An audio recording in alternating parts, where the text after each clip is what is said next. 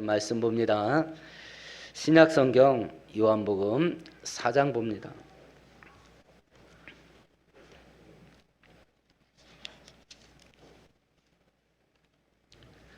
35절에서 48절까지 한 절씩 기도합니다. 148페이지입니다. 너희는 넉 달이 지나야 추수할 때가 이르렀다 하지 아니하느냐. 그러나 나는 너희에게 이르노니 너희 눈을 들어 밭을 보라. 희어져 추수하게 되었도다.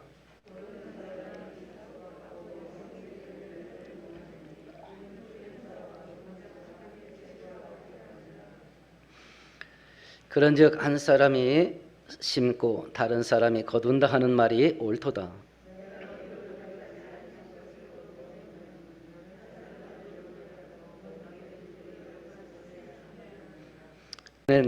이전에 출애굽기를 살펴볼 때에 이스라엘 백성들에게 하나님께서 세 가지 명절을 지키라는 명령을 내린 것을 살펴봤어요. 첫 번째는 유월절이고 두 번째는 맥주절입니다. 그리고 세 번째는 초막절인데, 유월절은 이스라엘 백성들이 애굽에서 노예 생활하다가 모세의 인도함으로 풀려났던, 해방됐던 날을 기념하는 1월 14일부터 7일 동안의 명절입니다. 기독교식으로 표현하면 구원받은 날을 기억하고 감사하면서 지키는 축제입니다. 두 번째는 맥주절입니다. 6월절부터 일곱째 주일이 지난 50일 되던 날, 그래서 77절이라고도 합니다. 7주 후에 오는 절기라고 해서 50일째 오는 절기라고 해서 오순절이라고도 합니다. 그러니까 세 개의 명칭이 똑같습니다. 맥주절, 77절, 오순절, 똑같은 그 보리와 밀을 추수하면서 하나님께 감사하는 절기고요. 그래서 우리나라는 보통 6월 말에 보리를 추수하기 때문에 7월 첫 주에 맥주 감사주의를 지킵니다. 세 번째는 초막절인데, 중동은 곡식은 봄에 거두고 가을 추수는 과일을 합니다. 그래서 과일을 거둔 다음에 추수 감사절을 지키는 초막절이라고도 하고, 수장절, 그러니까 저장할 숫자 창구장자에서 추수한 것을 창고에다 저장하고 나서 지키는 절기다라고 해서 초막절 혹은 수장절이라고도 부릅니다. 특별히 초막절은 절기 7일 동안에 이스라엘 백성들이 나뭇가지를 꺾어다가 텐트처럼 움막을 만들어요. 그리고 거기서 7일을 지냅니다. 지붕 위에다 만들기도 하고 마당에다 만들기도 하고 심지어는 광야로 나가서 만들어서 7일 지내기도 합니다. 이 7일을 지내는 것은 이스라엘 백성들이 광야 40년 동안 행군할 때 그걸 기념하는 것이고요. 초막을 지며 7일 동안 지내면서 광야 40년 동안 인도해 주신 하나님의 은혜를 감사하기도 하지만, 또 다른 의미로 이 땅에서 사는 내 집은 이런 초막과 같이 임시로 거처하는 곳이다 라고 하면서 이스라엘 백성들이 들어가야 될 본향이었던 가나안 땅을 사모하듯이 우리가 가야 될 본향 하나님 나라를 사모하게 하는, 그걸 기억하게 하는 절기입니다. 이 세 가지 절기를 지키는 공통점이 있습니다. 첫 번째는 뭐냐면 애굽에서 구원해 주신 것을 기억해라. 이 절기를 지키면서 우리가 우리나라를 공격하려고 하는 외적에 대해서 항상 준비를 하고 있고 국방을 튼튼히 해야 된다라고 하는 생각을 항상 가지고 살아야 됩니다. 그런데 6.25 기념일을 지키면서 그날 하루는 그 정신을 더 바짝 당기는 거죠. 바짝 당기는 겁니다. 절기의 의미가 뭐냐? 일주일에 한 번씩 주일에 성도들이 모여서 예배를 드리는 게 뭐냐? 우리는 하나님의 백성이니까 1년 365일을 하나님 중심으로 하나님을 섬기면서 그렇게 내 인생을 하나님 백성으로 살아야 된다라는 걸 1년 365일 그 마음을 갖고 살아야 되는데, 이게 또 바쁘게 살다 보면 느슨해지잖아요. 그러니까 일주일에 한 번 바짝 모여가지고 그 신앙심을 추스리는 겁니다. 그 신앙심을 다시 뜨겁게 하고 새롭게 해서 나머지 6일을 살게 하는 그런 의미를 갖지요. 절기가 그렇습니다. 늘 구원해 주신 하나님이 우리를 구원하신 것이 하나님 은혜라는 건 알지만 이렇게 1년에 3차례 절기를 지키면서 그 은혜를 뜨겁게 회복하는 그런 기회가 되는 것이요. 두 번째는 추수를 하면서 그 수확물을 하나님께 드리면서 지금 내가 누리고 사는 이것이 하나님이 주신 은혜다. 현재 주신 은혜를 감사하게 하는 것이고요. 세 번째는 과거에 구원하셨고 지금 먹은 것을 주시는 이 하나님이 동일하게 내 미래도 책임지신다 라고 하는 미래의 은혜에 대한 확증, 그걸 갖게 하는 의미, 이 세 가지 의미를 절기 때 새롭게 하고 새롭게 하는 목적으로 하나님께서 명절을 지키라 하신 겁니다.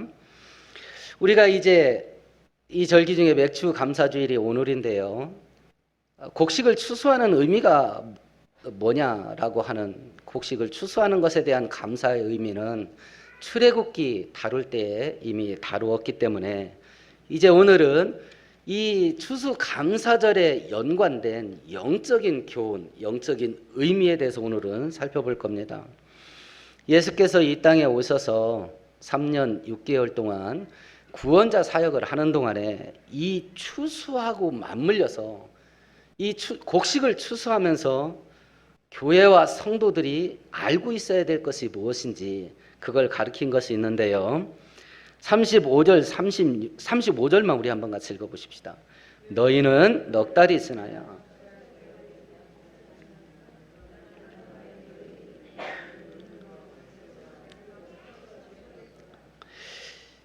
예수께서 뭐라고 말했냐면 제자들에게 추수를 하려면 넉 달이 남았다. 그러니까 보통 5월 중동에서도 5월 말쯤부터 추수를 보리와 밀을 추수하는데요. 그 추수할 때가 넉 달이 됐다라고 하는 거 보니까 지금 이 말씀할 때가 언제인 것 같아요? 한 2월쯤 된 것 같습니다. 2월쯤 됐을 때 오늘 본문 말씀을 하신 거예요. 왜냐하면 추수할 때가 넉 달이 남았다고 했으니까 2월쯤 된 것 같습니다. 그럼 보리가 이제 한 20cm, 30cm 정도 커 올라왔겠네요. 이제 싹이 돋아서 제법 줄기가 올라가는 그런 때인 것 같습니다. 10% 푸른색이겠죠. 니네가 저 보리를 보고 밀을 봐라. 추수를 하려면 넉 달이 있어야 된다. 넉 달이. 그런데 지금 영적인 세계에서는 추수할 때다. 곡식의 추수는 넉 달 남았다. 아직 때가 안 됐다. 그런데 영적인 세계에서는 지금 추수할 때다. 빨리 추수해야 된다. 라고 하심으로 곡식을 추수하면서 교회와 성도가 또 다른 추수가 있다는 걸 알고 있어야 된다는 걸 얘기하신 거예요.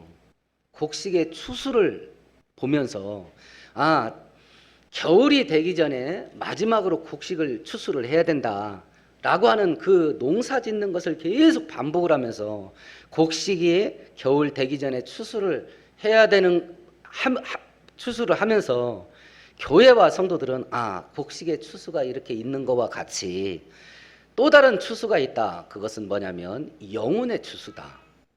영혼의 추수. 겨울 되기 전에 곡식의 추수를 해야 됨과 같이 영혼의 추수를 할 수 없는 마지막 때가 오기 전에, 그 마지막 때가 뭐냐면 예수님 재림의 때입니다. 예수님 재림의 때가 오기 전에 지금은 영혼을 추수할 때다 라고 하시면서 곡식 추수하는 것과 영혼 추수하는 것을 연결하셨어요.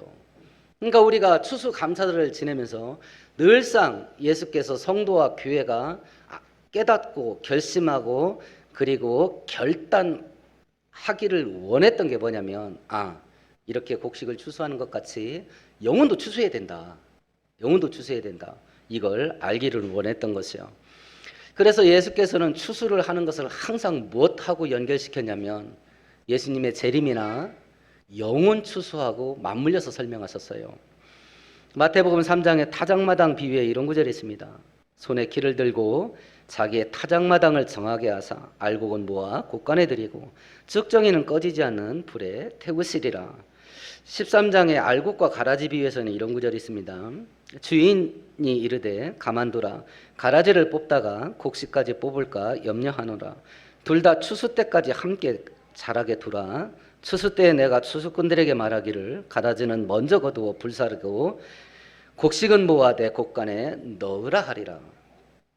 그러니까 곡식의 추수와 하나님께서 항상 맞물려서 같이 얘기한 게 뭐냐면 영혼의 추수예요. 영혼의 추수. 그러면 예수님께서 승천하시면서 이 영혼의 추수하는 이 일을 교회와 성도들에게 넘겨주는 거, 위임시키고 떠나시는데, 우리 사도행전 1장을 한번 펴보십시다.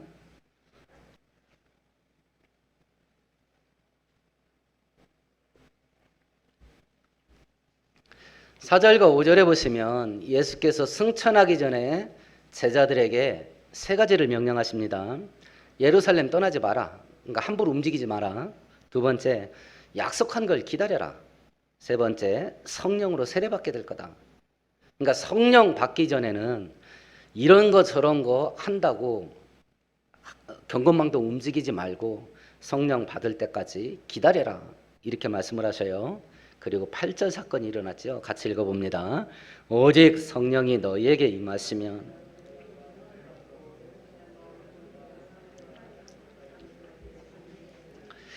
우리가 영혼을 추수하는 방법이 뭐냐? 영혼을 추수하는 거. 여기서 천국에 알곡은 예수 믿는 사람을 알곡으로 지칭을 한 겁니다. 그러면 불신자 얘기인데 불신자를 천국의 알곡으로 만든 작업이 뭐냐? 그건 전도밖에 없어요. 전도밖에 없습니다. 근데 8절에 보니까 그 일을 감당하기 위해서 하나님께서 성령님을 부어주시는데 그 성령께서 우리에게 오시면 우리에게 능력이 부어지게 된답니다. 그래서 영혼을 추수하는 그 일을 감당할 수 있게 그렇게 능력을 주신다는 거예요. 그러면 이 성령께서 성도들 속에 오셔서 하나님의 사명, 영혼을 추수하는 이 사역을 감당하기 위해서 어떤 능력들을 주실까라고 생각을 해보면 뭐 크게 두 가지가 있겠습니다. 하나는 자연적이고 일반적인 능력이 있겠고 하나는 좀 특별한 게 있겠습니다. 그럼 자연적이고 일반적인 능력을 생각해 보십시다. 첫 번째는 불신자 만날 때 예수 믿으세요 말을 할 수 있는 능력이에요. 아마 이 자리에 평생 한 번도 안 해본 분이 있을 겁니다. 그렇게 어려워요. 죽어도 못하는 거요. 불신자를 만났을 때에 예수를 믿으세요. 이게 뭐가 이렇게 힘들다고 평생 한마디도 못하고 죽을까요, 성도들이? 근데 실제로 굉장히 많이 합니다. 말 한마디를 못하고 죽어. 말 한마디를 못하고. 그렇다고 한다면 불신자를 만났을 때에 예수를 믿으세요. 이게 능력이 있어야 될 일이에요. 능력이 없어도 될 일이에요. 능력이 있어야 되죠.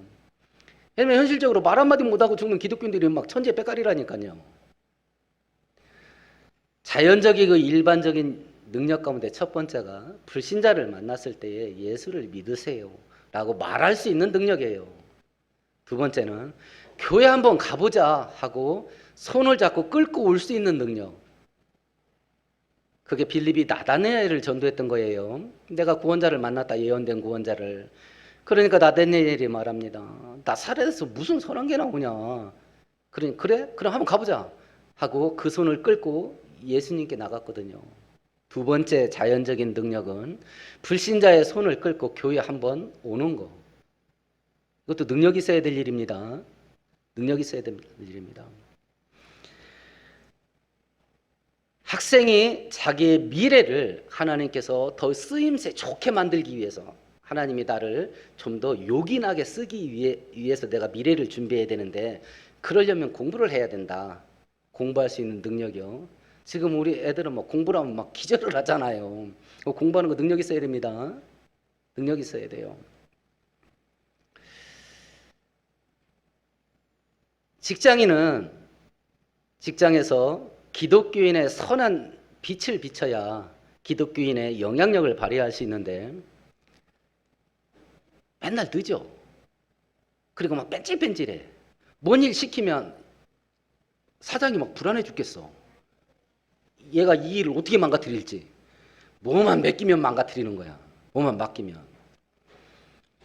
이래서야 그 직장 다니면서 직장인 그리스도인이 불신자를 전도하겠습니까? 어떤 일을 맡기든지 똑 부러지게 해내는 거예요. 탁월한 업무 능력이 있어야죠. 이게 사람 좋아서 전도되는 게 아닙니다. 보디발이 요셉에게 자기 전 재산을 맡겼어요. 믿음 좋아서 맡겼겠어요? 착해서 맡겼겠습니까? 보디발은 요셉이요, 믿음 좋고 착한 거 관심 없어요. 보디발이 요셉에게 전 재산 맡긴 이유가 뭐예요? 요셉이 하라는 대로 하니까 재산이 늘어나서 그런 거 아니에요. 야, 나한테 묻지 말고 알아서 해. 막 재산이 뿍뿍 불어나잖아요. 주인님, 내년에는 양파 좀 심어야 쓰겠어요. 양파했더니 대박 나는 거야. 주인님, 내년에는 고추 좀 해야 되겠어요. 막 고추 대박 나는 거야. 그러니까 묻지 말고 네가 알아서 해. 이렇게 됐던 거거든요. 직장인 기독교인들이 그 직장에서 탁월한 업무 능력이 없이 어떻게 그 직장에서 전도를 하겠나. 맨날 늦고 뭔 일만 시키면 깨트려 먹고. 그러니까 그 주인이 막 고발당할까봐 자르지도 못해. 자르고 싶어 죽겠는데 이런 식으로 기독교인이 직장을 다닌다. 이건 애물단지입니다. 이건 그 직장에서 전도자의 삶을 살려면 그 직장에서 탁월한 업무 능력이 있어야 돼요. 거기다가 착해야 되겠죠. 거기다가 믿음도 줘야 되겠죠. 이게 능력 없이 될 일입니까? 근데 직장 다니는 기독교인들이 이 능력을 구하지를 않아요. 이 능력을 달라고 기도하지를 않는다니까요. 직장인 기독교인들이. 만일 직장인 기독교인이 있다면 성령의 능력, 일반적인 능력은 이게 주어질 겁니다. 만일 사업을 하게 된다면 경제의 흐름이 어떻게 되는지 흐름을 볼 줄 알겠고, 뭐 이런저런 분별력이 생겨서 돈을 많이 벌 수 있게 하는 능력이 있겠어요. 신명기 8장에 보면 네가 마음에 이르기를 내 능력과 내 손의 힘으로 내가 이 재물을 얻었다라고 말할 것이나 네 하나님 여호와를 기억하라. 그가 너에게 재물 얻을 능력을 주셨습니다. 믿지 않는 사람도 사업에서 돈 버는 사람 많습니다. 근데 많이 주는 사람은 드뭅니다. 승종이가 대학 다니면서 저 대별동 안쪽에 백제갈비인가요? 뭐 갈비집, 숯불구이집 있어요. 거기서 아르바이트를 하는데요. 뭐 보통 시급이 뭐 8,700원인가 얼마 하는데 거기는 일이 좀 고되다고 주인이 9,000원 줬나 봐요. 그러니까 애들이요 9,000원 준다고 막 열심히 일한대. 자기도 열심히 일했대. 근데 하루에 5시간 일하면 뭐 5,000원 뭐 그 정도 더 받는데나? 그죠? 커피 한 잔 값이에요. 하루 일당으로 커피 한 잔 값 5,000원 더 주는데요. 일꾼들이요 막 눈에 불을 켜고 일을 해준다니까. 그건 생각해 보십시다. 하루에 노동자에게 5,000원 더 주는 이게요. 이런 그 사장들이 많겠어요? 적겠어요? 많지 않아요. 왜 그러냐? 일꾼들한테 시급 조금 더 주는 거 이거 능력 있어야 되는 일입니다. 누군가에게 더 주려면 능력이 있어야 돼. 지금 돈이 하나님 됐어요. 그 피 같은 돈을 조금 더 주려면 능력이 있어야 된다고. 손이 덜덜 떨려서 못 준다고. 그 단돈 몇천 원을. 근데 신앙하고 상관없이 고되니까 몇천 원 더 줬는데 일꾼들이 일을 열심히 해준다. 거기다가 뭐 조금 더 주면서 예수 믿으라 하면 어떤 일 벌어지겠어요? 최소한 하나님이 욕은 안 먹습니다.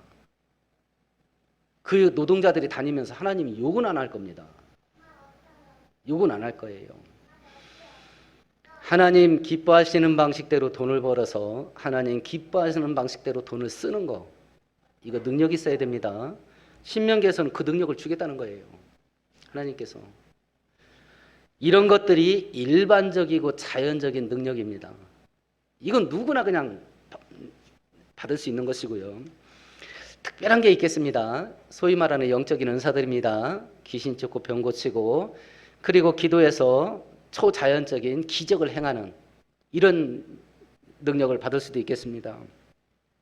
하나님의 말씀의 깊은 것들을 깨달아 알 수 있는 선지자적인 그런 능력을 받을 수도 있겠습니다. 그러니까 일반적인 은혜가 됐든지 조금 특별한 은혜가 됐든지 하나님께서 예수께서 승천하시면서 교회와 성도가 알곡을 추선한 일을 이제 승계받은 것인데 그 일을 감당할 능력을 주신다. 이렇게 말씀하셔요. 그리고 그 능력을 줄 성령께서 약속대로 오시는데 2장으로 넘어가 보십시다. 그 온풍기 설정 온도를 조금 더 낮추세요. 설정 온도를. 사도행전 2장 1절을 같이 읽어봅니다. 오순절 날이 이미 이름에 성령이 언제 오셔요? 오순절 날 왔지요? 오늘 온 거예요. 맥주감사주일에. 묘하죠? 하나님께서 곡식을 추수하면서 때가 넘어가기 전에 곡식을 추수를 해야 된다. 이걸 농사지면서 해마다 반복을 하는 겁니다. 그러면서 하나님의 백성들이 또 다른 깨닫기를 원했던 게 뭐냐면 곡식을 추수함 같이 또 다른 추수가 있다. 그건 뭐냐면 영혼을 추수하는 거다. 영혼을 추수하는 거. 그러면 그 영혼을 추수하게 만드는 힘을 줄 성령께서 오셔야 되는데 하나님께서 그 성령님을 언제 보내주시냐? 추수감사주일에 보냈어요. 오순절날. 곡식을 추수하는 것을 감사하는 추수감사절에 영혼을 추수하는 능력을 주실 성령께서 그날에 오셔요. 그날에. 그러면 이 성령께서 어떤 모습으로 오는가 보십시다. 2장 3절을 같이 읽어봅니다. 마치 불의 여처럼 갈라지는 것들이 어떤 모습으로 하냐면 불꽃 모양으로 내려오셨어요. 불꽃 모양으로. 근데 사람이 탔어요, 안 탔어요? 사람이 안 탔지요. 사람이 안 타면서 그 성도들 머리 위에 내려오신 그 성령은 탔어요, 꺼졌어요? 타고 있었거든요. 이건 출애굽기 3장과 그림이 똑같습니다. 출애굽기 3장 호렙산에서 모세가 하나님 처음 만났을 때를 생각해 보셔요. 떨기나무, 덤불나무 비슷한 거라고 생각하시면 돼요. 떨기나무에 불이 붙었는데 불이 안 꺼지, 나무가 안 타는 겁니다. 불은 타는데 나무가 안 타요. 그래서 모세가 신기해서 가까이 갔던 거거든요. 성령의 불이 성도들에게 붙었는데 성도들은 안 타고 불은 계속 타는 거예요. 하나님의 일을 어떻게 할 건가? 모세가 떨기나무 불 붙는 모습으로 하나님 모습을 보기 전에 그 전에 모세의 삶의 방식이 어떤 방식이었는가 우리를 생각해 보는 겁니다. 모세가 40에 자기 백성들 돌보겠다고 나가서요. 어떤 방식 갖고 일을 했나요? 자기 능력 갖고 일했죠. 자기 능력 가지고 자기 실력 갖고 일했습니다. 사도행전에 보면 그 스데반 집사의 설교를 들어보면 그 안에 모세에 대해서 뭐라고 말하냐면 모세가 말과 행사에 능하였더라 이렇게 돼 있어요. 그러니까 지식에 출중하고 여기서 말하는 행사는 무예였던 것 같습니다. 자기 동족을 괴롭히는 애굽 감독관을 쳐서 죽였는데 원문 성경에 보면 단수로 돼 있어요. 그냥 개 때리듯이 막 수도 없이 때려가지고 죽인 게 아니고 한 방으로 갔어. 한 방으로. 이수룡급이었던 것 같아요. 그러니까 문무견비예요. 그러니까 저 같았었나 봐요. 이게 막 한 방에 간 거예요. 한 방에. 그러니까 그런 걸로 일을 한 거예요. 모세가. 그래서 어떻게 됐어요? 오히려 살인자가 돼서 도망가서 40년을 피해 있었잖아요. 하나님의 일을 인간의 능력으로, 인간의 열심으로, 인간의 재주 갖고 하면 자기 인생이 불타요. 자기 인생이 소진된다고. 만일 여러분들이 직장 일을 하거나 사업을 할 때 자기 힘 가지고 그 직장 일 사업 일을 붙잡으면요. 진 빠져서 죽어요. 우리 애들도 취직한 지 얼마 안 됐는데 막 진 빠져 죽으려고 하더라고. 헐떡헐떡 하는 거예요. 근데 우리들은 육신이 쉬면 그게 회복될 거라고 생각하는데 안 그래요. 영이 불타야 돼. 영이 불타야 돼요. 그러니까 영적인 걸 인정하지 않는 자들은 과로하지 말고 쉬어. 스트레스 받지 말고 편하게 있어 이러는데 그거 한다고 그게 회복되는 게 아니에요. 아니 현대인처럼 오래 쉬는 사람들이 어디 있어요. 과거에 농사 짓고 살던 어르신들 생각해 보셔요. 지금 현대인들처럼 쉬어봤어요? 지금 현대인들처럼 놀아봤냐고. 그게 논다고 되는 게 아니라니까요. 영이 살아야 돼. 영이 불이 붙어야 되고. 그래서 출애굽기 3장의 떨기나무 비유나 오순절날 성령이 불 모양으로 오셔서 성도들을 태운 거랑 똑같아요. 하나님의 이 땅에서 우리가 기독교인으로 살아가면서 하나님의 일을 감당하는 것은 내 힘, 내 재주, 내 능력 갖고 하는 게 아닙니다. 하나님이 물론 그걸 사용하시긴 하셔요. 사용하시긴 하십니다. 하나님께서 저를 물리학자로 만드시지 않을 겁니다. 저는 막 수학이라면 기절을 하거든요. 저 수학 조금만 도와줬으면 저 대통령 됐습니다. 수학은 뭐 아무리 해도 안 돼. 그런 저한테 하나님이 물리학자 되라고 안 할 겁니다. 제 재능을 쓰긴 쓸 겁니다. 근데 그건 도구야. 진짜 그 재능이 제 기능을 발동을 해서 하나님 앞에서 하나님이 기뻐하는 열매를 만들어내는 것은 은혜예요. 은혜라고. 그것이 우리를 태워야 내 인생도 안 타고 진액도 안 빠지고 하나님이 일도 되는 겁니다. 일도 되는 거예요. 이 불이, 불 하면 우리가 제일 먼저 떠오르는 게 뭐예요? 뜨거움이죠. 열정입니다. 그러면 이 시대의 교회와 성도들이 어떤 상태로 살아가야 되겠냐? 열정이에요. 그래서 요한계시록에 보면 너희가 차지도 않고 뜨겁지도 않고 미지근하다. 내가 토해버릴란다 너네들을.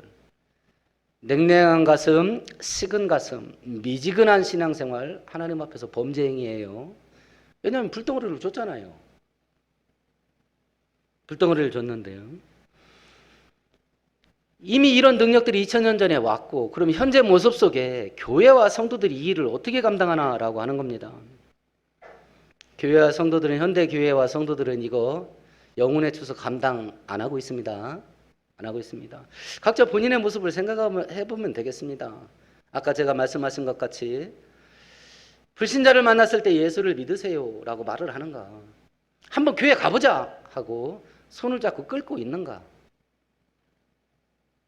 이건 예수 믿게 하는 거하고 상관없는 거예요. 그거하고 상관없는 거예요. 근데 여기까지도 하는 성도가 많지가 않아요. 많지가 않습니다. 반면에 이단들은 난리 났습니다. 이단들은 난리 났어요. 막 용광로야. 막 후끈 달아 올랐습니다. 이단들은. 그리고 이방 종교, 우상 종교도 난리가 났습니다. 지금 이 시대에. 한 선교단체에서 세계 정세를 분석한 걸 보니까는요, 지난 50년 동안 기독교가 63% 증가를 했답니다. 기독교가 47% 증가하고 불교가 63% 증가했답니다. 반면에 이슬람교는 500% 증가했답니다. 근데 이슬람이 전도를 해서 그러냐? 아닙니다. 많이 나서 그래요. 거기는 부인을 4명까지 둘 수 있잖아요. 그러니까 이슬람은 굳이 전도 안 해도 됩니다. 낳기만 해도 됩니다. 그럼 현대 기독교인들은 애도 안 낳고 전도도 안 한다는 얘기야. 그렇잖아요. 전도는 크게 두 가지가 있어요. 하나는 출산에 의한 전도, 하나는 개종 전도. 불신자에게 복음 전해서 전도하는 거. 이 두 개가 전도인데 하나는 완전히 접어버렸어. 출산은. 우리나라는 완전히 접어버렸잖아요. 근데 우상 종교자들은 막 난리가 난 겁니다. 난리가 났어요. 우리가 작년에 코로나 사건 터졌을 때 우리나라에 코로나를 확산시킨 주범이 있었죠. 누구였죠? 대구에서 신천지가 난리 피웠잖아요. 그리고 얼마나 두드려 맞았습니까, 신천지가. 우리 기독교가 그 정도 일 해가지고 사회 문제 일으키면요, 전도 못합니다. 근데 지금 신천지 전도 할까요, 안 할까요? 눈에 불 켜고 합니다. 그런 일을 만나고도 눈에 불을 켜요. 한동안 몇 달 동안 텔레비전에서 신천지가 없던 집단인가 하는 걸 막 방송으로 막 수도 없이 나왔죠. 그때 거기 교육장은 핵심 요원이에요. 교육장이었던 신원웅 목사가 우리 교단으로 오셔서 목사님이 되셨어요. 그분이 이런 말을 합니다.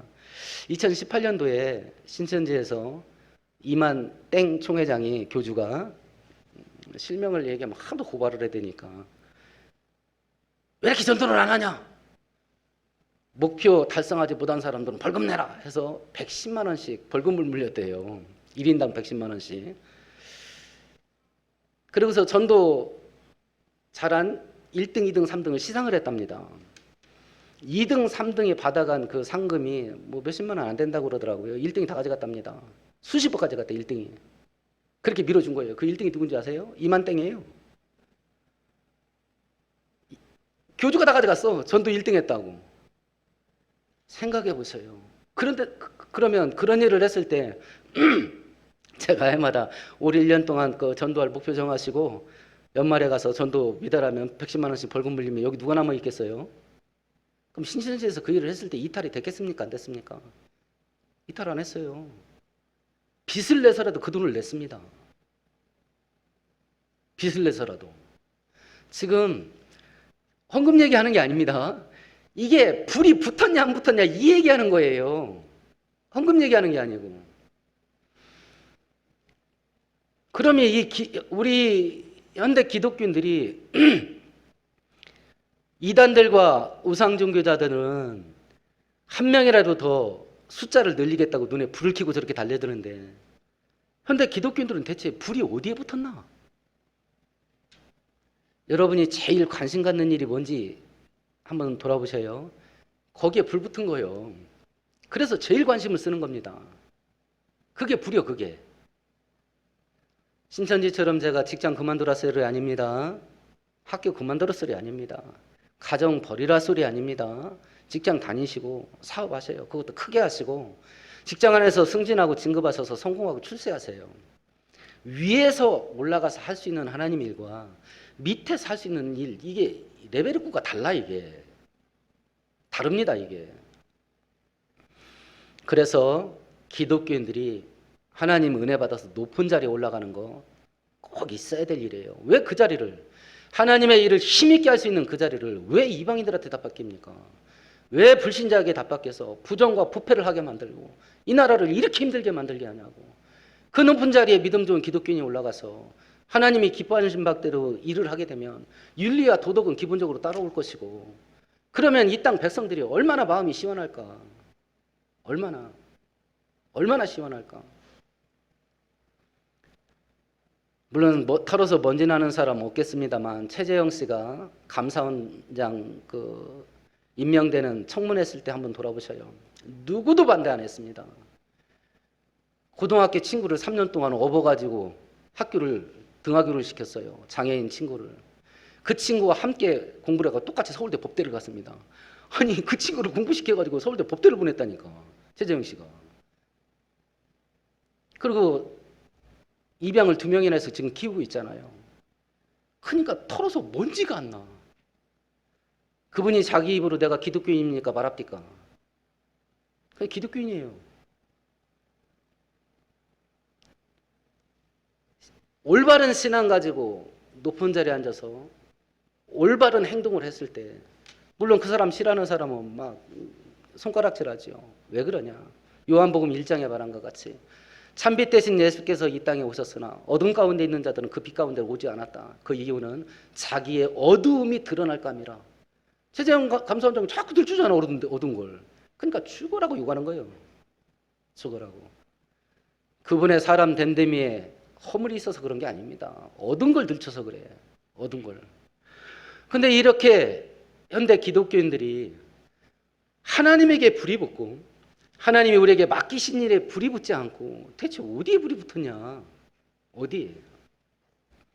혹시 돈입니까? 돈에 대한 관심이 제일 뜨겁습니까? 혹시 성공하고 출세하는 겁니까?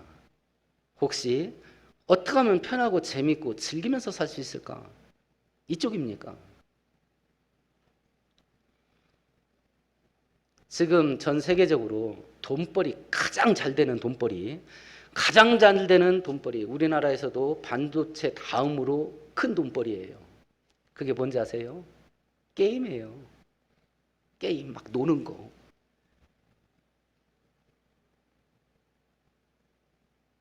그러니까 재미있는 일에, 재미있고 즐기는 일에요. 이 불경기에 막 돈을 막 물쓰듯이 쓰는 거예요. 돈도 없이 사는데 재미까지 없으면 어떻게 사냐? 거기에 불이 붙었어요. 거기에. 지금 우리들은 어디에 불 붙었나 보는 겁니다. 어디에나 불 붙었나. 그런데 하나님과 하나님이 맡기신 사명에 불이 붙지 않으면 성령께서는 잠잠하셔요. 침묵하십니다. 그러면 오만 잡불이 다 붙는 거예요. 오만 잡불이. 이게 지금 현재 한국 기독교의 현실이에요. 이것이. 그럼 이걸 놓고 보면서 이 시대 오늘이라 하는 날에 우리가 뭘 해야 될 거냐라고 하는 겁니다. 첫 번째는 본인이 알곡돼야죠. 다른 사람은 알곡 만들어 놓고 본인은 불구덩이 속에 들어갔어야 되겠습니까? 죽장이가 돼서. 이게 곡식의 추수가 있음과 같이 영혼의 추수가 있다라고 한다면 내가 알곡돼야지. 내가 알곡돼야지. 우리가 곡식의 농사를 짓습니다. 과일이 됐든지 농작물이 됐든지 키운다 하십시다. 그러면 그 농작물을 키우면서 뭘 줘야 잘 큽니까? 영양분을 줘야 되겠지요. 그럼 내가 알곡이 되려면 영양분이 공급돼야 되는데 내가 지금 챙겨야 될 영양분이 뭘까? 철분이요? 비타민이요? 요즘은 몸 생각하시는 게 하도 이게 유행이고 트렌드라서 특별한 질병 없이 몸을 건강하게 유지하기 위해서 이런저런 영양 보조제 드시는 분 있는지 모르겠습니다. 저보다 나이 드신 성도님들 송갑니다만 저도 하나 두 개 먹어지더라고. 눈 침침하니까 눈영양제 먹고 뭐하니까 이게 서너 개씩 되는 거 이게. 아마 지금 7, 80 되신 분들은 한 주먹 될 거리요? 제가 발에 무좀이 있어서 좀 번거로워서 심한 건 아니고요. 치료를 하러 갔어요. 그랬더니 의사가 저보고 이렇게 처방전을 쓰면서 간이 이상 있냐고 그러더라고요. 그래서 아니요, 간에 이상 없습니다. 왜 그러시나 했더니 이 피부병 약 쪽이 이 간에 좀 이렇게 충격을 좀 주는 모양이에요. 그래서 간이 안 좋으면 좀 이렇게 트러블이 있을 수 있다고 그래서 제가 의사한테 뭐라고 말했냐면 아니 그럼 무좀을 고치자고 간을 잡는 겁니까? 내가 그랬어요. 무좀을 고치자고 간을 잡는 거냐고 이거. 그랬더니 막 웃더라고. 아니 특별한 이상이 없으면 괜찮습니다. 이러면서 간 보호제 조그만 거 하나 넣어주더라고. 다른 약 먹는데 위가 상해. 그러니까 위 보호하는 소화제 기본적으로 들어가. 한 주먹 먹으면 배불러.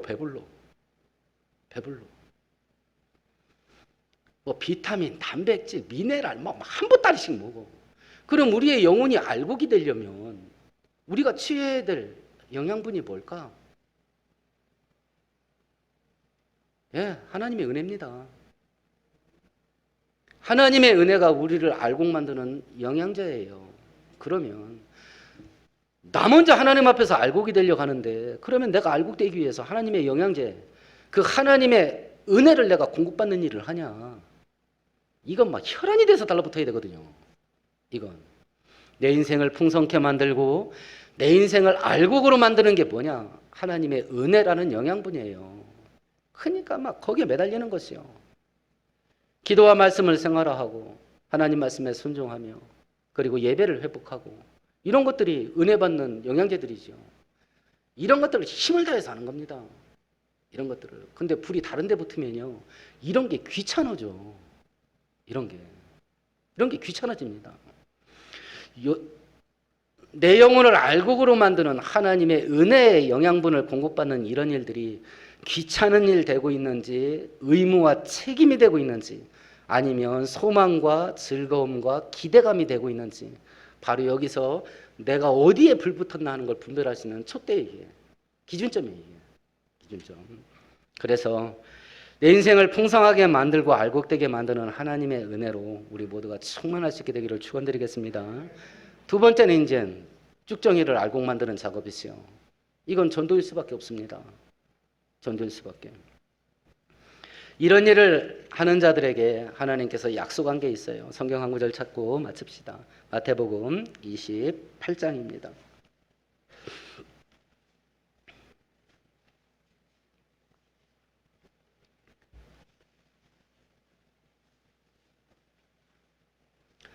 18절에서 20절까지 함께 같이 읽습니다. 예수께서 나와 말씀하여 이르시되 하늘과 땅의 모든 권세를 내게 주셨으니 그러므로 너희는 가서 모든 민족을 제자로 삼아 아버지와 아들과 성령의 이름으로 세례를 베풀고 내가 너희에게 분부한 모든 것을 가르쳐 지키게 하라. 볼지어다 내가 세상 끝날까지 너희와 항상 함께 있으리라 하시니라. 첫 번째 18절 모든 권세를 내가 받았는데 하고 생략됐지만 내가 너희들한테 준다. 사도행전 1장 8절에서 얘기한 겁니다. 그리고 20절에 내가 너희들과 끝까지 함께 있겠다. 끝까지 함께 있겠다. 그래서 하려고만 한다면 우리가 하나님 말씀에 순종해서 내 스스로가 알곡되고 영혼을 추수하는 그 사명을 내 삶의 중심으로 삼고 살려고만 한다면 하나님께서 우리 인생 그 모든 일들을 감당할 수 있는 능력을 주신다. 그리고 맞물려 우리가 내 인생이 알곡되는 그 축복이 얼마나 큰가 하는 것을 본인이 경험할 겁니다. 곡식을 추수하는 이때에 예수께서 동일한 원리로 영혼의 추수 때가 지금 됐다라고 말씀하신 것 같이 이걸 기억하며 온 세상을 복음하는 일에 우리의 마음과 뜻을 다하고 은혜 받는 우리 모두 되기를 축원드립니다. 하나님 아버지, 세상의 징조들을 봅니다. 전쟁의 소문이 끊임없이 이어지고 사람들의 죄성이 폭발해서 세상에 죄의 홍수가 일어났습니다. 기상이변과 자연재해가 이미 위험수위를 넘는 것을 날마다 보고 듣습니다. 이제 영혼의 추수의 마지막 때인 예수님의 재림의 때가 임박한 것을 보게 됩니다. 이런 것들을 바라보며 먼저 내 자신을 알곡 만드는 일에 우리가 혼신의 힘을 기울일 수 있게 하시고 주님 오시는 그날까지 한 사람이라도 더 살리는 일에 매진할 수 있도록 성령의 은혜와 능력으로 불붙는 우리 성도들 되게 하여 주옵소서. 예수님의 이름으로 축복하고 기도합니다. 아멘.